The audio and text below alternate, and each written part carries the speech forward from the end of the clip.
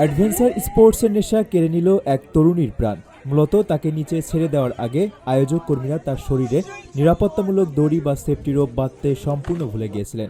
এতে ৪০ মিটার নিচে পড়ে ঘটনাস্থলেই ওই তরুণীর মৃত্যু হয়। ঘটনার একটি ভিডিও সামাজিক যোগাযোগ মাধ্যমে ছড়িয়ে পড়লে বিশ্বজুড়ে ব্যাপক আলোড়ন ও ক্ষোভের সৃষ্টি হয়। ব্রাজিলে রোপ জাম্পিং কার্যক্রমে অংশ নিতে গিয়ে মারা যাওয়া তরুণীর নাম মারিয়া ফ্রেইতাস। সবচেয়ে হৃদয় বিদারক বিষয়টি হলো, মৃত্যুর মাত্র কয়েক ঘন্টা আগেও নিজের ইনস্টাগ্রামে এই অ্যাডভেঞ্চারের কথা সবাইকে জানিয়েছিলেন মারিয়া।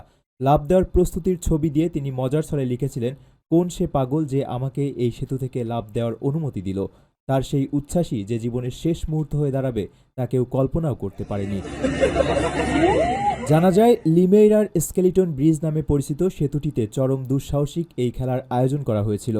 ছড়িয়ে পড়া ভিডিওতে দেখা যায়, ওই অ্যাডভেঞ্চার কোম্পানির কয়েকজন কর্মী মারিয়াকে শূন্যে ভাসিয়ে লাফ দেওয়ার প্ল্যাটফর্মের দিকে নিয়ে যাচ্ছেন, কিন্তু তাকে নিচে ছেড়ে দেওয়ার ঠিক পরপরই উপস্থিত দর্শনার্থীদের চিৎকার করে বলতে শোনা যায় যে তার শরীরে দড়ি বাঁধা হয়নি। কোনো নিরাপত্তা সরঞ্জাম সংযুক্ত না থাকায় নিচে পড়েই ঘটনাস্থলেই ওই তরুণীর মৃত্যু হয়। খবর পেয়ে ফায়ার সার্ভিস ও চিকিৎসা কর্মীরা দ্রুত ঘটনাস্থলে পৌঁছালেও তাকে বাঁচানো সম্ভব হয়নি। এই মর্মান্তিক দুর্ঘটনার পরপরই জড়িত দুই কর্মী পাশের একটি জঙ্গলে পালিয়ে যাওয়ার চেষ্টা করেন।